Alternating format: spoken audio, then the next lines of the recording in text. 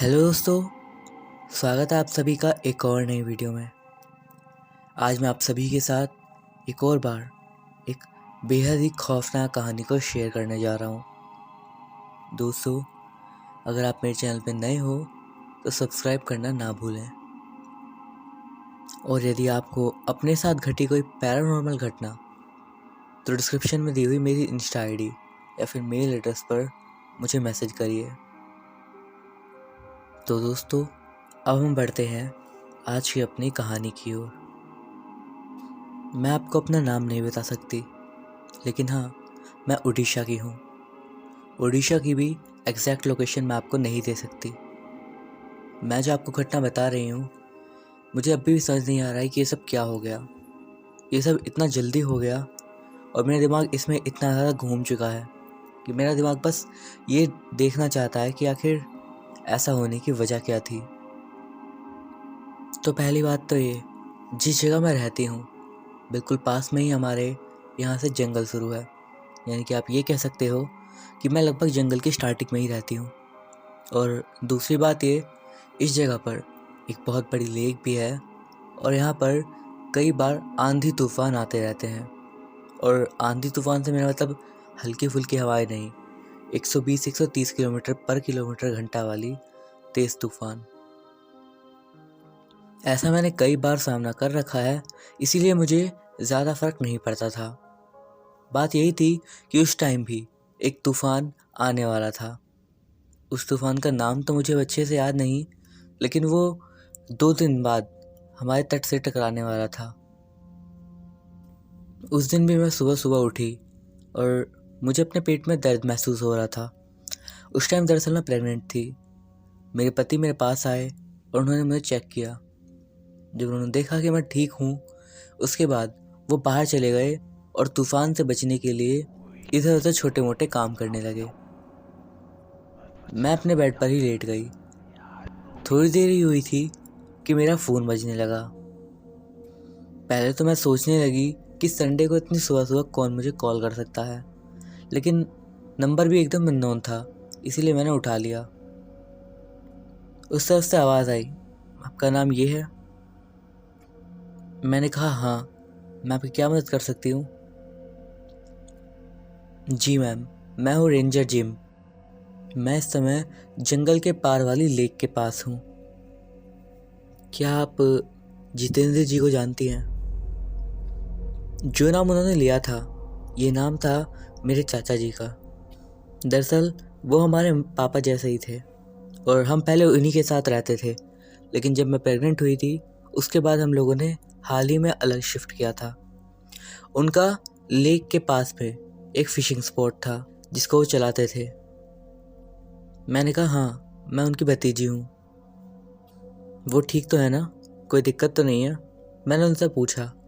उस तरफ से आवाज़ आई, देखिए हमें अभी अभी नहीं पता है। बात यह है कि हम उन्हें ढूंढ नहीं पा रहे हैं, वो कहीं भी मिल नहीं रहे हैं। एकदम से ऐसी बात सुन के मुझे काफ़ी ज़्यादा अजीब और थोड़ा डर सा महसूस हुआ। मैं काफ़ी ज़्यादा कंफ्यूज हो गई थी और एकदम पैनिक कर गई थी। मेरी आंखों से आंसू निकलने लगे। दरअसल कुछ लोगों ने उनके पास कंप्लेन करी थी कि एक बोट लेक के पीछे की साइड में लगातार घूमे जा रही है और उस पर कोई भी नहीं है। जब रेंजर्स आए वहाँ पर तो उन्होंने भी उस बोट को देखा और उन्होंने उस बोट की तलाशी भी करी जाकर, लेकिन वहाँ पर उन्हें कुछ भी नहीं मिला। उसके बाद उन्होंने पूरे लेक के आसपास और पूरे फिशिंग स्पॉट के आसपास तलाश करी, लेकिन उन्हें कहीं पर भी कुछ भी नहीं मिला। उसके बाद उन रेंजर ने मुझसे कहा, हम उन्हें ढूंढने की पूरी कोशिश कर रहे हैं, लेकिन अगर आप यहाँ पर आकर थोड़ा पेपर वर्क कर देंगी तो काफ़ी अच्छा रहेगा। मैंने फ़ौरन कहा ठीक है, मैं आती हूँ, आप रुकिए। मैं जल्दी से उठी और वहाँ जाने के लिए तैयार होने लगी। मैंने फ़ोन काट दिया और फ़ौरन अपने बैग में रख लिया। जैसे ही मैं गेट से बाहर निकली, मेरे पति मेरे सामने थे। वो देख के तुरंत समझ गए कि मैं परेशान हूँ और एकदम से उन्होंने पूछा, सब कुछ ठीक तो है ना? तुम्हें पेन हो रहा है क्या? मेरे पति हमेशा से ही मुश्किल में मेरी हमेशा मदद करते थे, चाहे वो कैसी ही प्रॉब्लम हो। लेकिन उस समय पे मैं उन्हें शायद ही समझा पाती कि उस रेंजर ने मेरे से क्या कहा, लेकिन फिर भी जैसे तैसे करके मैंने उन्हें सारी बात बता दी। उसके बाद उन्होंने कहा, ठीक है, पहले तो तुम शांत रहो, मैं तुम्हारे दादा दादी को फ़ोन कर देता हूँ और उन्हें बता देता हूँ और मैं तुम्हें वहाँ पे लेके जाता हूँ। उस टाइम पर मैं 8.5 महीने की प्रेग्नेंट थी। अगर मैं बात करूँ अपने चाचा जी की, तो वो काफ़ी अकेले रहने वाले बंदे थे। उनकी शादी हुई थी, लेकिन कुछ साल बाद ही उनकी पत्नी की डेथ हो गई और उसके बाद उन्होंने कभी भी शादी नहीं करी फिर से। पहले वो एक मिल में काम करते थे, लेकिन 5 साल पहले वो रिटायर हो गए थे और उसके बाद से ही अपनी लेक के पास एक फिशिंग स्पॉट चलाते थे। दिन में तो वहाँ पर कई बार लोग आते थे, लेकिन रात के टाइम भी वो कई बार वहीं रुक जाते और उस टाइम पर वहाँ पर कोई भी नहीं होता था। हमारा उनसे काफ़ी अच्छा रिलेशन था और बल्कि वो हमारे पापा जैसे ही थे। लेकिन पिछले कुछ महीने से हमारी और उनके बात थोड़ी कम हो गई थी, क्योंकि मैं अपने बच्चे को लेकर काफ़ी ज़्यादा व्यस्त थी। दरअसल उनकी लेक हमारे घर से ज़्यादा दूर नहीं थी। गाड़ी से हमें मुश्किल से 5 मिनट ही लगे थे उस जगह पर पहुंचने में जहाँ पे रेंजर ने हमें बुलाया था। मैं सोच ही रही थी कि आखिर ऐसा क्या हुआ होगा कि अंकल कहीं गायब हो गए हैं। उनकी लाइफ जैकेट बोट पर ही मिली थी और ये काफ़ी ज़्यादा अजीब था, क्योंकि वो जाने से पहले हमेशा ही सिक्योरिटी का पूरा ध्यान रखते थे। लेकिन तब भी अगर वो पानी में गिर भी गए थे तो भी ये काफ़ी ज़्यादा हैरानी की बात थी, क्योंकि वो एक बहुत ही अच्छे स्विमर थे। और दूसरी बात ये भी कि वो लेक भी उतनी ज़्यादा गहरी नहीं थी। वो कभी भी अपना फ़ोन अपने पास नहीं रखते थे, क्योंकि उन्हें डर रहता था कि वो पानी में गिर जाएगा। जब तक हम उस जगह पर पहुँचे तब हमने देखा कि कुछ पार्क रेंजर्स की गाड़ियाँ वहाँ पे खड़ी हुई थी और कुछ पुलिस की टीम भी। उनमें से एक काफ़ी थोड़ा एज सा दिखने वाला रेंजर मेरे और मेरे पति के पास आया और मेरे पास आते हुए उसने मेरे से पूछा कि आप ही उनकी भतीजी हैं जिनसे मेरी फ़ोन पे बात हुई थी। मैंने आवाज़ सुन के पहचान लिया कि ये वही थे। मैंने कहा, हाँ, क्या आपको चाचा जी के बारे में कोई खबर पता चली? नहीं मैम, माफ़ करिएगा, अभी तक हमें कोई भी खबर नहीं मिली है। इतने में ही कुछ रिलेटिव्स के कॉल आ गए, इसीलिए मेरे हस्बैंड दूसरी साइड जाकर उनसे बात करने लगे। हमने तलाशी का स्केल भी बढ़ा दिया है, अगर वो आसपास कहीं भी है तो हम उन्हें जल्दी ढूंढ लेंगे। इसके बाद वो एक दूसरी साइड चले गए और वहाँ पर एक दूसरी औरत आई, वो भी एक पार्क रेंजर थी। उसने अपना नाम शीतल बताया और उसने बताया कि मौसम अच्छा खासा ख़राब है, वैसे चाहें तो आप जा सकते हैं, लेकिन अगर आप चाहें तो यहाँ पर जो केबिन है उसमें भी अभी थोड़ी देर रह सकते हैं, जब तक सर्च पूरी नहीं हो जाती। हमने भी सोचा थोड़ी देर के लिए यहीं पर रुकना ठीक रहेगा। मैं वहीं पर जाकर उस केबिन में बैठकर उस पेपर वर्क को पूरा करने लगी। मेरे सामने ये खिड़की थी जो कि बिल्कुल लेक के पास ही खुल रही थी। पता नहीं क्यों मुझे ऐसा लग रहा था कि अब तक तो हमें उन्हें ढूंढ लेना चाहिए था, क्योंकि ये लेक भी उतनी ज़्यादा बड़ी नहीं थी और अब उन्हें गायब हुए हुए 6 घंटे हो गए थे। अब मेरे पति भी थोड़ी तैयारी के साथ वहाँ से निकलने वाले थे। उन्होंने कहा, मैं भी आसपास में थोड़ी तलाशी कर लेता हूँ, तुम यहाँ पर आराम कर लेना, तुम्हें यहीं रहना होगा क्योंकि बेबी का सवाल है।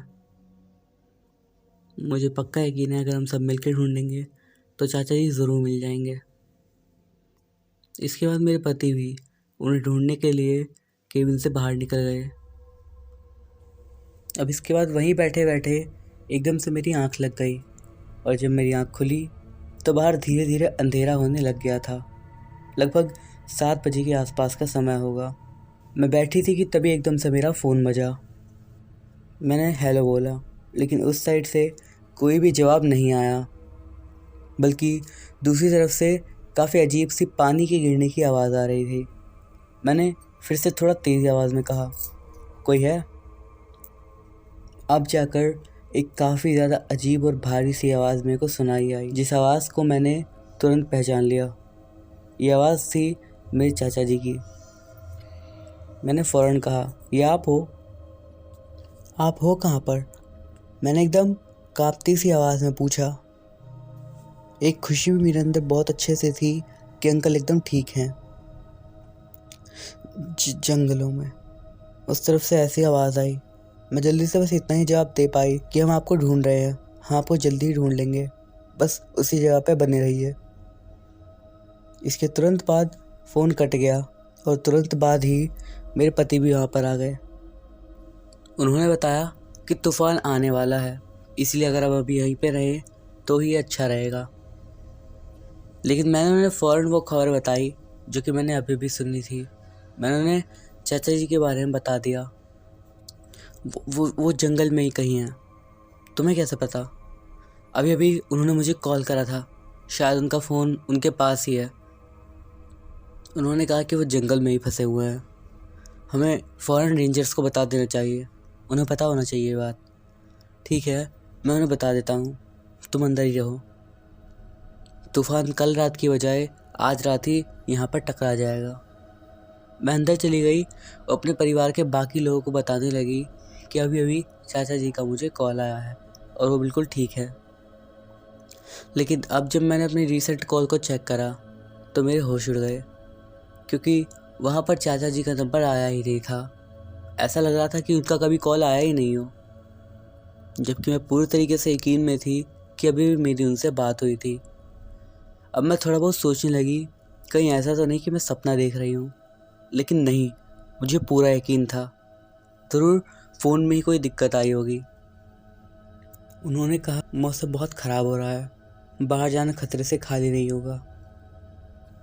रेंजर्स आसपास के केबिन्स में फैले हुए हैं, अगर कोई भी दिक्कत होती है तो वो बता देंगे, और वो अंकल की भी तलाश धीरे धीरे जारी रखे हुए हैं। अगर तुम उन्हें कॉल करके उनकी लोकेशन पूछ सको तो बहुत ज़्यादा अच्छा रहेगा। मैं फिर से अपना फ़ोन में उनका नंबर ढूंढने लगी, लेकिन अब भी मेरे रिसेंट कॉल में कोई भी नंबर नहीं था। मेरा कुछ भी मन नहीं कर रहा था, ना खाना खाने का ना कुछ करने का। अब मेरे मन में बस यही चल रहा था कि मैं बाहर जाकर उन्हें ढूंढ लूँ, क्योंकि मुझे ऐसा लग रहा था कि अगर मैं उन्हें ढूंढने जाऊँगी तो मुझे वो ज़रूर मिल जाएंगे। पता नहीं क्यों, पर मुझे ऐसा लग रहा था कि मैं उन्हें ढूंढ सकती हूँ। धीरे धीरे रात हो गई और बैठे बैठे मेरी फिर से नींद लग गई। मुझे एक सपना आया। मैंने देखा कि मैं लेक के पीछे वाले रास्ते पर जा रही थी, और मैंने जैसे ही थोड़ा आगे गई तो मैंने अपने चाचा जी को देखा। उनकी टांग टूटी हुई थी और वो मदद की भीख मांग रहे थे। वो सपना इतना असली महसूस हुआ कि मैं एकदम पसीने से तर होकर उठ गई। मैं लगभग रोने ही वाली थी, कितने में ही मेरे पति का फ़ोन बजने लगा। उन्होंने उठाया और कहा, हाँ मैं भी वहाँ पर आता हूँ। उन्होंने बताया कि रेंजर्स के पास में एक पेड़ गिर गया है, जिसकी वजह से उन्हें मदद की ज़रूरत है और ये बाहर से कोई आ नहीं सकता। उन्होंने मुझे कहा कि मैं सो जाऊं, और वो धीरे धीरे बाहर की तरफ चले गए। मैं खिड़की के पास आ गई और लेक के पीछे वाले उस रास्ते की ओर देखने लगी जहाँ पर मेरे को अभी सपना आया था। पता नहीं क्यों मेरे अंदर से एक अलग ही आवाज़ आ रही थी कि मुझे वहाँ पर जाकर देखना चाहिए। अगर मैं वहाँ जाऊँगी तो मुझे वो मिल जाएंगे। अब मेरे पति भी क्योंकि वहाँ पर चले गए थे, तो मेरे पास एडवांटेज था कि मैं एक बार वहाँ पर जाकर देख सकूँ, और मैं जल्दी से वहाँ से वापस आ जाऊँगी और किसी को पता भी नहीं चलेगा कि मैं वहाँ गई भी थी। यही सोच के मैंने अपना शॉल ओढ़ा और बाहर की तरफ जाने लगी। मेरे पास रेनकोट नहीं था, लेकिन बारिश भी अब काफ़ी हल्की हो गई थी और शायद तूफ़ान भी चला ही गया था। मैं धीरे धीरे लेक के उस किनारे पर पहुँच गई थी, लेकिन अब धीरे धीरे पता नहीं क्यों मुझे भी थोड़ा डर सा लग रहा था। एकदम से आसमान में बिजली कड़की और काफ़ी तेज़ आवाज़ हुई, जिसने मुझे काफ़ी ज़्यादा डरा दिया। मैंने अपने पेट पर हाथ रख लिया और थोड़ा आगे जाकर देखने लगी। मैं अब यही सोच रही थी कि मैं जल्दी से बस एक बार अपनी तसल्ली के लिए इस जगह को देख लेती हूँ और फिर वापस चली आऊँगी। मैं कोशिश कर रही थी उस जगह को देखने के लिए जो कि मुझे अभी अभी सपने में आई थी। उस रास्ते पर काफ़ी ज़्यादा अंधेरा था और धीरे धीरे हवा चल रही थी जो कि काफ़ी ज़्यादा अजीब सी आवाज़ पैदा कर रही थी। हवा की आवाज़ भी किसी जानवर की आवाज़ से कम नहीं लग रही थी। मैं बस उम्मीद ही कर सकती थी कि ये कोई ख़तरनाक जानवर ना हो कि तभी मेरे पेट में थोड़ा दर्द बढ़ गया और मुझे ठंड लगने लगी। अब मैं सोचने लगी कि मैं अपने और अपने होने वाले बच्चे को रिस्क पर रख रही हूँ, लेकिन मैंने फिर भी अपने चाचा जी को आवाज़ लगाई। मैंने उन्हें कई बार आवाज़ लगाई और मैं बस वहाँ से जाने ही वाली थी कि तब मुझे एकदम धीरे से आवाज़ सुनाई दी, मैं यहाँ पर हूँ, मुझे चोट लगी है। वो आवाज़ एकदम से मेरे कानों में गूंजने लगी। मुझे ऐसा लगा कि वो आवाज़ मेरे चाचा जी की है, लेकिन उसी सेम टाइम पर मुझे ऐसा लगा कि ये आवाज़ उनकी नहीं है। मैं उस आवाज़ की तरफ जाने की कोशिश करने लगी, ये सोच के कि मुझे वो दिख जाए। मैंने फिर से पूछा, आप हो कहाँ पर? मैंने अपने शॉल को अपने पेट पर अच्छे से ढक लिया था ताकि मैं थोड़ी गर्म रह सकूं। पता नहीं क्यों, पर अब मुझे काफ़ी ज़्यादा अजीब सा लग रहा था। एकदम से अब मुझे पीछे के साइड वाले पेड़ों से एक साया दिखने लगा और वो धीरे धीरे मेरे करीब आने लगा, और जैसे जैसे मैं उसे देख रही थी मेरा शरीर कांपने लगा था। वो जो भी चीज़ थी वो इंसान तो बिल्कुल भी नहीं थी। उसके चेहरे पर एक बहुत ही बड़ी सी स्माइल थी। उसके दांत काफ़ी ज़्यादा नुकीले से लग रहे थे। उसकी बाजुएं इंसानों से काफ़ी ज़्यादा लंबी थी और दोनों तरफ लटकी हुई थी। उसके पैर काफ़ी ज़्यादा पतले थे। उसकी गर्दन एक अलग ही तरीके से मुड़ी हुई थी और लटकी हुई थी, और सबसे ज़्यादा डरावनी थी उसकी आंखें, जो कि आंखों की जगह सिर्फ 2 काले गड्ढे थे, जिनमें से एक थोड़ा ग्रे कलर का था और एक बिल्कुल काला।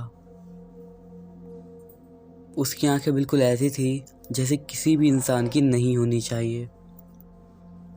मेरे से कुछ दूर आने के बाद वो चीज़ जो भी थी एकदम से रुक गई। कुछ ही सेकंड्स मेरे लिए घंटों के समान थे। वो चीज़ मुझे लगातार घूर रही थी। मैं एकदम काँप रही थी, अपने बच्चे को बचाने की नाकाम कोशिश करते हुए पेट पर हाथ रख के कोशिश कर रही थी मैं। धीरे धीरे अब मुझे लगने लगा कि वो चीज़ शायद मेरे पास आने की कोशिश कर रही है। मेरा दिमाग मुझसे चीख चीख कर कह रहा था कि मैं यहाँ से भाग जाऊँ, लेकिन मेरा पैर मेरा साथ नहीं दे रहे थे। वो चीज़ जो भी थी उसने धीरे से कुछ कहा, कुछ ऐसा लेकिन जो मैं सुन नहीं पाई। उसके बाद वो चीज़ जो भी थी वो इतनी ज़ोर ज़ोर से हंसने लगी कि मैं आपको बता भी नहीं सकती। उसकी वो हंसी काफ़ी ज़्यादा डरावनी थी। अब मुझे अपने पेट के पास काफ़ी ज़ोर से दर्द होने लगा और मुझे काफ़ी ज़्यादा पेन फील हो रहा था। वो चीज़ अब भी मेरी ओर काफ़ी ज़्यादा अजीब सी स्माइल के साथ देख रही थी। मुझे बस एकदम से उस चीज़ का हाथ अपने पेट के ऊपर महसूस हुआ। मैं एकदम से वहाँ से पीछे की ओर भागने लगी, लेकिन वो चीज़ इस तरीके से हंस रही थी जैसे कि वो कह रही हो कि तुम्हारे भागने का कोई फ़ायदा नहीं है। भागते भागते अब मैं एक ऐसी जगह पर आ गई थी जहाँ से आगे जाने का कोई रास्ता नहीं था। मैं एकदम डर में थी कि शायद अब वो चीज़ मुझे पकड़ लेगी, और मैं पीछे की ओर मुड़ के देख रही थी कि वो आखिर है कहाँ। लेकिन असल बात तो ये थी कि अगर वो चीज़ चाहती तो मुझे एक झटके पकड़ लेती। वो तो मेरे साथ शायद मजाक कर रही थी। मैं एकदम चिल्लाते हुए बोली, क्या चाहिए तुम्हें? उस चीज़ का हाथ एक बार फिर से मेरे पेट पे आया और वो मेरे पेट को अजीब तरीके से सहलाने लगा। मैंने ज़ोर से चिल्लाया, मुझे छोड़ दो, प्लीज़ जाने दो। मैं भी कितनी पागल थी। मैं किसी ऐसी चीज़ से दया की उम्मीद कर रही थी जो कि शायद ही कभी इंसान रहा हो। ये कुछ ऐसा था, कुछ ऐसा जिसे इस दुनिया में नहीं होना चाहिए था, जो कि दूसरी दुनिया से बिलोंग करता था। वो मेरी ओर देखकर फिर से मुस्कुराने लगा कि तभी उसके पीछे से रोशनी की किरण मुझे दिखाई दी। पीछे से लाइट यहाँ पर पड़ने लगी थी, और जब तक मेरा ध्यान उस लाइट से हट के वापस उस पर जाता वो चीज़ वहाँ से गायब थी। एकदम से मेरे पेट में काफ़ी ज़्यादा दर्द होने लगा और मैं वहाँ पर गिर गई। मैं बेहोश हो गई थी।